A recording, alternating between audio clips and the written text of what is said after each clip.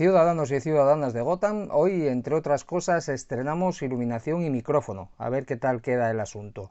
Y lo estrenamos para dar la bienvenida a un clasicazo, no solo de la literatura universal, sino también de estas temáticas que son, bueno, que nos son más o menos afines. El Frankenstein de Mary Shelley, ilustrado por Bernie Wrightson.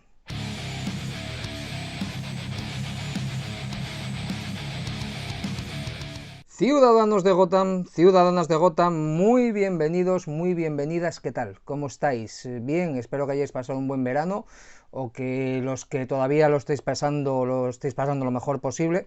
Yo estoy aquí de vuelta, como veis, y estoy de vuelta con una reseña que no me puede dar más gustico, porque conjuga muchas de mis principales aficiones, dos de ellas que son las primordiales y que se dan cita en este volumen de Frankenstein son la novela gótica, el terror gótico, el siglo XIX en general, y por supuesto el mundo del cómic. Y como en comicsbarcelona.com lo saben muy bien, me dijeron, toma, mira, los deberes para este verano es que te leas este pedazo de edición publicada por Planeta de Agostini, por Planeta Comic, ilustrada por Bernie Wrightson, supongo que se dice Wrightson, la verdad es que no me he parado nunca a escucharlo, por ese grandísimo dibujante y que es ni más ni menos que la novela clásica de Mary Shelley que todos conocemos y que todos en mayor o menor medida estamos familiarizados con ella. Os voy a enseñar muy por encima, además me refleja cosa mala, pero en fin, os voy a enseñar muy por encima pues un poco la edición para que os hagáis un poquito una idea, ¿vale? Pero prefiero que estas ilustraciones del maestro Wrightson las veamos,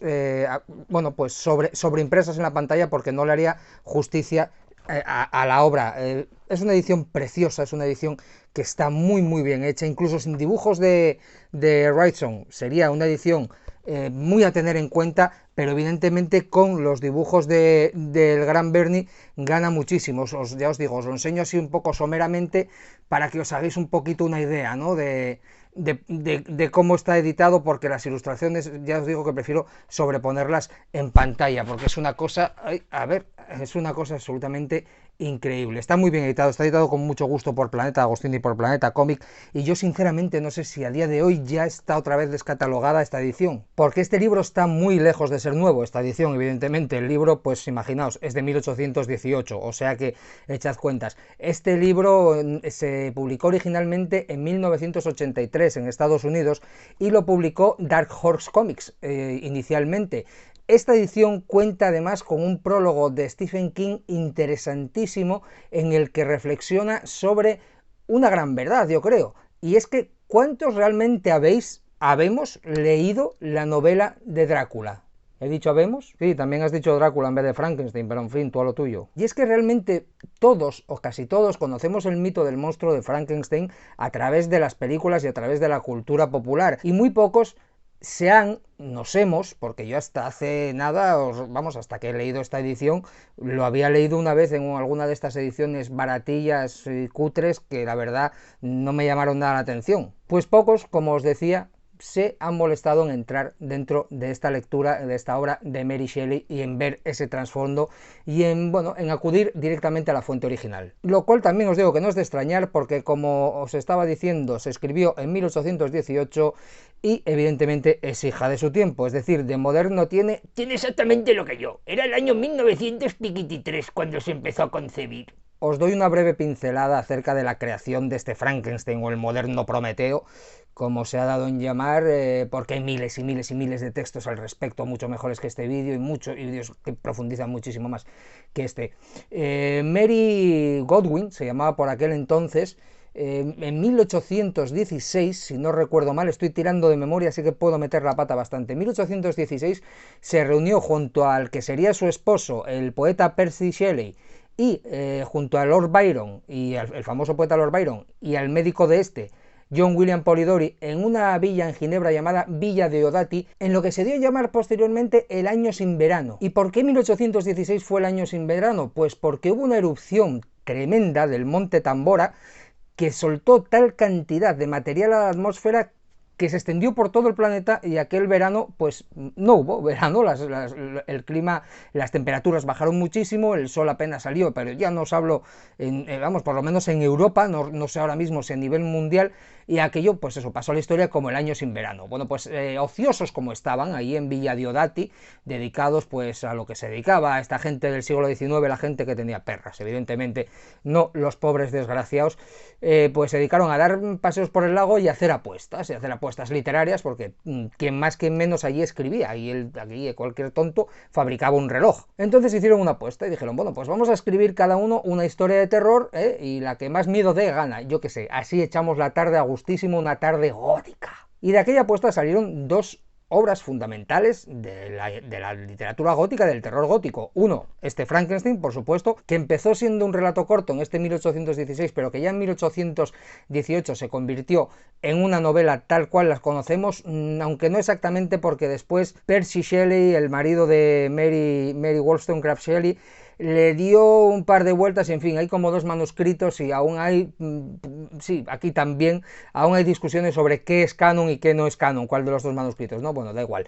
Y el otro es El vampiro, de John William Polidori, del médico de Lord Byron, El vampiro, una obra absolutamente seminal y que, bueno, abrió un poco la puerta, le dio un poco el pistoletazo de salida al vampirismo como lo conocemos. Recordemos que estamos hablando de 1818 y Drácula no se escribiría hasta 1897, es decir, que aunque a nosotros el siglo XIX nos parezca que total está muy lejos, está todo junto, no, todavía había un montón de años entre una obra y otra. Siguiendo con Frankenstein, pues de ahí no tardó en adaptarse al teatro, fue una de las primeras obras, de hecho, que se adaptó al cine. Edison, el propio Thomas Alva Edison, hizo una microadaptación de este Frankenstein a su manera, al por entonces experimental totalmente cinematógrafo. Y luego en 1931 James Whale, con su enorme película Frankenstein, fue el que ya puso al monstruo en el imaginario colectivo, con los rasgos de Boris Karloff y el maquillaje del genio Jack Pierce. Y a partir de ahí, bueno, pues el resto es historia y el resto son derivaciones, incluso perversiones, ¿no?, del original, porque el Frankenstein que conocemos por la cultura popular es un monstruo bonachón y casi tontorrón, y el Frankenstein que nos presenta la novela de Mary Shelley es un tipo que tiene una verborrea que te tumba de espaldas, el tío no para de rajar, el tío te pone la cabeza mala. Que ese es uno de los detalles que más choca al que se acerca por primera vez a la novela, ¿no? Y dice, pero este tipo no se calla, o sea, este tipo habla que da gusto, además con la pomposidad propia de principios del siglo XIX, bueno, pues era como lo veían en aquella época. En el cine se decidió prescindir de esa característica y convertirlo en un monstruo sin más, pues que en unas versiones es digno de lástima y en otras versiones es un monstruo aterrador. O sea, no le dieron más vueltas al mito para hacerlo popular, lo dejaron así como arquetipo y funcionó. Vaya que sí funcionó, que hasta hoy sigue. A los que os dé pereza poneros con el libro y queráis ver una película que esté más o menos acertada y cercana a la propuesta original de Mary Shelley, os recomiendo pues la película homónima, El Frankenstein de Mary Shelley, producida por Francis Ford Coppola, que dijo, mira, yo ya hice Drácula, no pienso hacer Frankenstein, pero voy a producir esta película, lo voy a dejar en manos de Kenneth Branagh, director de Thor, por cierto. Y esta película es lo más cercano que hay hasta el día de hoy que yo recuerde, alguna miniserie hay por ahí bastante cercana también, pero bueno, lo más cercano hasta el día de hoy que yo recuerde al mito de Frankenstein original. Sin embargo, tiene unas licencias y tiene una dirección un poco pesada que se acaban haciendo estomagantes, pero como fidelidad es la primera que se me viene a la cabeza. Pero retomemos esta edición de la que estamos hablando. En esta edición, como os digo, el encargado de ilustrarla, y lo que la hace tan especial es que el encargado de ilustrarla es Bernie Wrightson, un autor que nos dejó en 2017, por desgracia muy joven, víctima de un tumor cerebral. Bernie Wrightson fue un tipo, un dibujante casi se podría decir de culto, ¿no? Y no solo porque dibujó para Batman el cómic de Cult, La Secta, que se tituló aquí en España la última vez que se editó por ECC Ediciones. Fue el creador, por ejemplo, el creador gráfico al menos, de La Cosa del Pantano, junto a Len Wein a los guiones, Len Wein también co-creador de Lobezno, una época bastante potente aquella, y muy pronto comenzó a destacar en su pasión por lo oscuro, por lo gótico,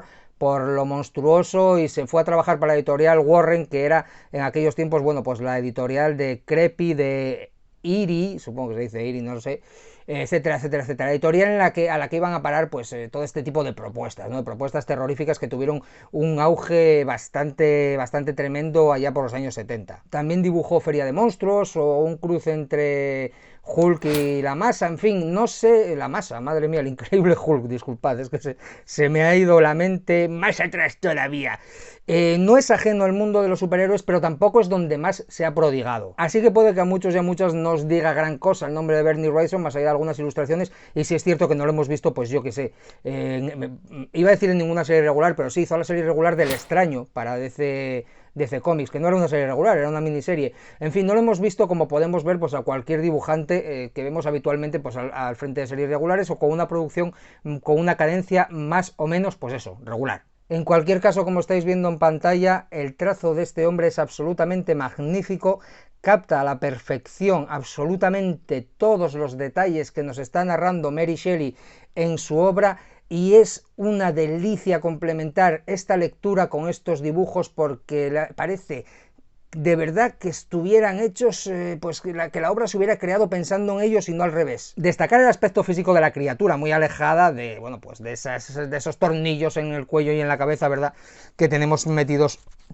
en la cabeza, nunca mejor dicho, por el cine. Es una criatura que yo creo que el trazo de Wrightson es hasta ahora el que he visto el que más se parece también al que se describe en la novela original. Si bien en la novela original no se matan mucho en descripciones, y una cosa que seguramente os vuela la cabeza a muchos, en ningún momento dicen cómo da vida cómo Frankenstein, Víctor Frankenstein, da vida a la criatura, es decir, la electricidad y demás, bueno, pues sí, se puede deducir, pero esto vino del cine. En definitiva, a los que os guste la novela gótica, a los que os gusten los monstruos, a los que os guste el cómic en general, a los que queráis tener pues un primer contacto con este tipo de literatura, no puedo por menos que recomendaros esta edición. Edición que, como os digo, no tengo ni idea de si ahora mismo está ya descatalogada, porque tengo entendido que se vendió sola. A mí me la han hecho llegar, como os digo, desde comicsbarcelona.com. Bueno, pues son mis amigos y en muchos casos patrocinadores, ¿no? Pero sobre todo son mis amigos. Preguntadles a ellos, con toda la confianza del mundo: oye, ¿seguís teniendo este libro? ¿Sigue estando este libro disponible? Preguntadles a ellos por esto y por lo que queráis. Porque, como digo siempre, aparte de amigos y patrocinadores, son una tienda magnífica, que lo primero que son fans, y joder, tengo que echarle flores porque no solo porque colaboren conmigo, sino porque los quiero un montón. Me lo he pasado estupendamente, sinceramente me lo he pasado genial, leyendo con calma al fin este clásico de la literatura universal en esta pedazo de edición que es magnífica, es simplemente magnífica. Es increíble cómo, a ver, si es que ahora con esta, si os acordáis cuando reflejaba por la luz, bueno, pues ahora es que como tengo dos luces no sé cómo ponerme ya directamente. Es absolutamente increíble, que una cosa es verlo aquí y otra cosa es tenerlo en la mano y ver cómo el texto se va complementando, ¿verdad?, con las cosas que van apareciendo en los dibujos. Me he salido un poquito otra vez de lo habitual, y la verdad es que me apetecía. Vamos a ver con qué volvemos en el próximo vídeo. Muchísimas gracias por haber llegado hasta aquí, a todos y a todas. Escribidme, comentadme lo que queráis. ¿Habéis leído esta obra original? ¿No la habéis leído? ¿Qué os parece el monstruo? ¿Os sigue atrayendo a día de hoy? Porque yo no sé si ahora en qué punto estará, ¿no?, este tipo de producto pop, como son los monstruos clásicos. Comentadme lo que queráis, que el cajón de comentarios es vuestro.